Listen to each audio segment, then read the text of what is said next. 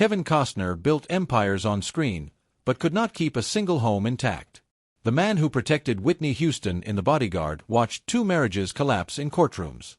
The director who made audiences believe in Field of Dreams saw $80 million walk out the door with his first wife, then watched history repeat itself 3 decades later. 7 children, 3 women, 2 devastating divorces, and a fortune spent trying to build the one thing fame could never buy him. At 70 years old, the icon who taught Hollywood how to dream is still searching for something he lost long before the world ever knew his name. But the real tragedy is not the money or the headlines. It is what happened to the boy who never stopped moving and the man who never learned how to stay. His story begins in a rented house in California with a brother he never got to meet. It is heartbreaking to imagine that the man whose quiet strength would one day move millions began his life surrounded by grief he could not name. Kevin Michael Costner was born on January 18, 1955 in Linwood, California. The youngest son of William Costner, a ditch digger who would rise to become a power line technician, and Sharon Ray, a social worker whose gentle hands carried the weight of strangers' sorrows every single day. Their home was modest, the furniture worn, the walls thin enough to let winter creep through uninvited. But love lived there, unspoken and steady, holding the family together, even when everything else threatened to fall apart.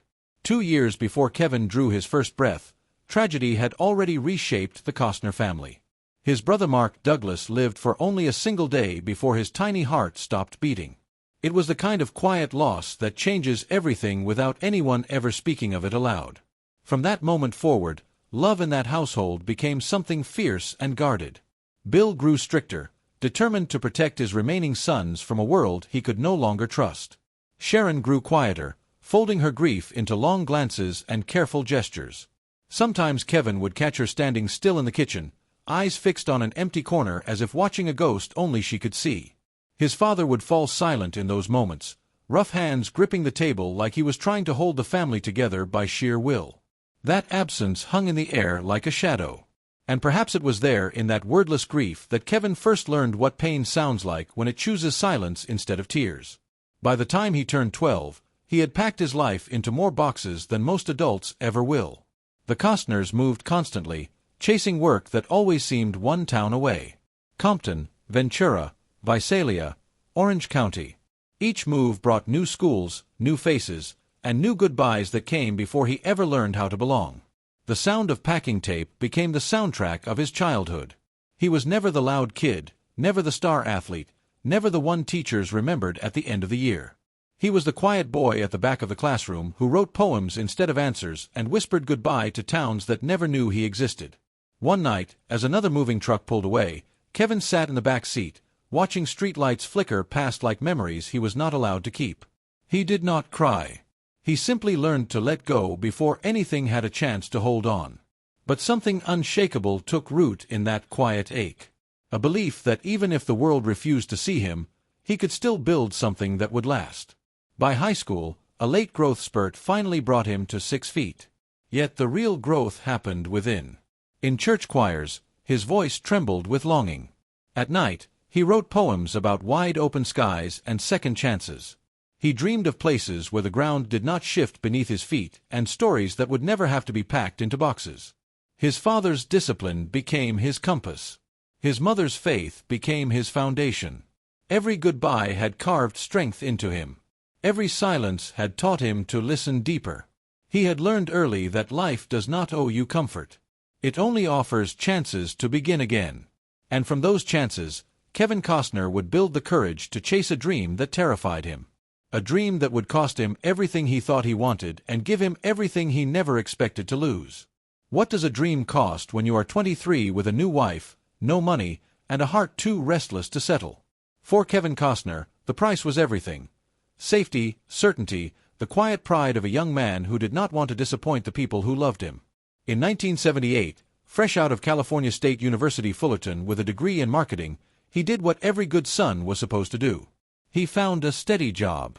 Each morning, he buttoned his shirt, smiled for the world, and felt a small piece of himself disappear behind a desk. The paycheck was reliable. The future was predictable. But the silence inside him was deafening. His heart was not in numbers. It lived in stories, in invisible worlds that no one else could see. Somewhere between the fluorescent lights and the hum of typewriters, he began to realize that safety was a slow kind of death. Then fate stepped in, wearing the face of Richard Burton. It was an ordinary flight home from his honeymoon. Ordinary until Kevin looked to his right and saw one of the greatest actors in the world sitting beside him. The air between them felt charged, as if destiny itself had taken a seat. Nervously, he confessed a secret that had been burning inside him for years. He wanted to act, but he was terrified to try. Burton studied him for a long moment, then offered a simple reassurance that Kevin would carry for the rest of his life. When the plane landed and Burton's limousine pulled away, the legendary actor leaned out the window and wished him good luck. Those two words cracked something open that would never close again. Within weeks, Kevin quit his job. Within months, he was scrubbing boats, driving trucks, and giving tours of movie stars' homes while barely able to afford rent. He walked miles to save bus fare. He slept in his clothes when the heat failed. He auditioned endlessly, rejected constantly, invisible once more. His first role came in a forgettable film that embarrassed him for years. He landed a part in The Big Chill only to watch every scene get cut from the final release. He sat in that premiere alone, knowing no one would ever know he had been there. For 6 brutal years, Hollywood treated him like he did not exist. But the boy who had spent his childhood starting over knew how to survive. In 1985, Lawrence Kasdan, the same director who had once cut him from a film, offered Kevin a role in Silverado. When the cameras rolled, something shifted. Audiences noticed. Hollywood noticed. The door that had never opened finally cracked wide. The Untouchables in 1987 made him a star. Bull Durham in 1988 made him beloved. Field of Dreams in 1989 made him immortal. And then came the gamble that would define his entire career. In 1990, Kevin mortgaged his own money to direct and star in Dances with Wolves, a 3-hour western spoken partly in Lakota that every studio executive called career suicide. Storms destroyed sets. The budget spiraled. The press nicknamed it Kevin's Gate and predicted disaster.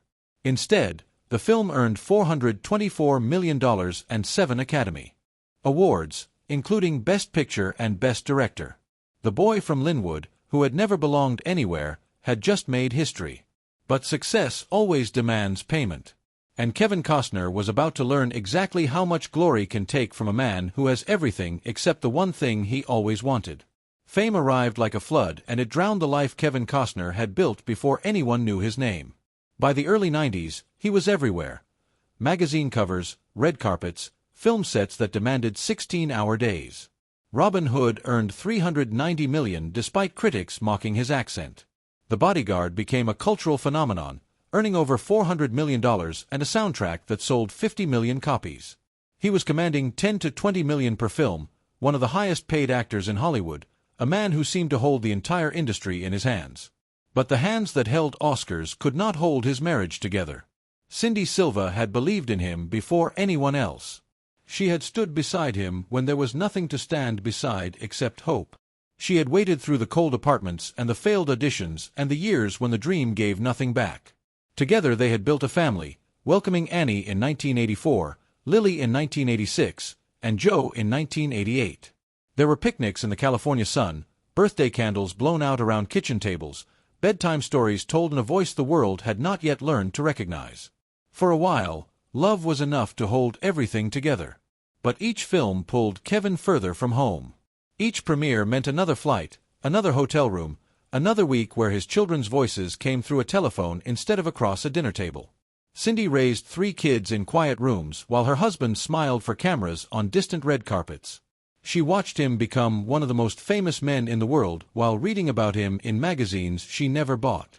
The man who once came home smelling of paint and ambition now carried the scent of distant cities and studio lights. Trust did not break in a single moment. It faded slowly like light at dusk. The whispers of late nights and on-set closeness spread through tabloids. Nothing proven, everything poisoned. They tried counseling. They tried distance. They tried remembering who they had been before fame rewrote the rules of their life. But some fractures run too deep for memory to mend. In 1994, after 16 years of marriage, they divorced. There had been no prenuptial agreement, only trust. The settlement reportedly reached $80 million, one of the most expensive divorces in Hollywood history. But Kevin would later admit the real cost was not money. It was watching his children split between two homes, seeing them only half as much, and knowing that even the greatest achievements on screen could not repair what distance had broken. The night the papers were signed, he packed boxes labeled with words that used to mean something: family, home, forever. Outside, flashbulbs popped like distant thunder. Inside, the silence was deafening. The fall came swiftly after. Waterworld in 1995 was supposed to cement his legacy. Instead, it nearly destroyed him. Hurricanes destroyed sets. Budgets exploded to $235 million. Kevin almost drowned during one scene, tied to a mast as waves crashed over him, pulled from the water at the last moment by crew members who feared they had lost him. The press tore him apart, dubbing it Kevin's Gate before the film even opened. When The Postman followed in 1997 and swept the Razzie Awards for Worst Picture and Worst Actor, the same industry that had crowned him turned its back completely. Scripts stopped arriving. The phone fell silent. For the first time in years, Kevin Costner faced the kind of invisibility he had known as a child. But the boy who had learned to pack his life into boxes understood something Hollywood never would. He knew how to start over. After the wreckage of his first marriage and the humiliation of public failure, Kevin retreated into work, convinced that motion could numb the loss. Then slowly love found him again. In 1996, a brief relationship with Bridget Rooney resulted in the birth of his son Liam. Kevin was hesitant at first, uncertain of his ability to be a good father through another complicated situation. But when the truth was confirmed, he stepped forward immediately, establishing support and ensuring his son would never feel like an outsider. The relationship did not last, but it ended without bitterness, and Liam grew up knowing his father had kept his word. Then came Christine Baumgartner. They met in 1998, drifted apart in 2002 when she wanted children and Kevin feared beginning again, and found their way back when he realized he could not imagine his life without her. In September 2004, they married on his Aspen ranch beneath the Colorado sky. She arrived in a horse-drawn carriage. He waited beneath a canopy of light, eyes wet, whispering to a friend that he never thought he would get this chance again. For nearly 19 years, they built what looked like paradise.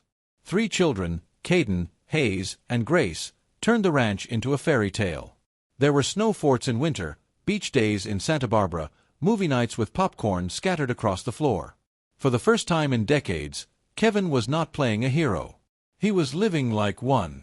But paradise does not burn. It erodes. By the early 2020s, work had crept back into the spaces love once filled. Yellowstone demanded months on location. Horizon consumed his savings, his time, and eventually his peace. Christine held the household together while feeling invisible inside a life the world envied.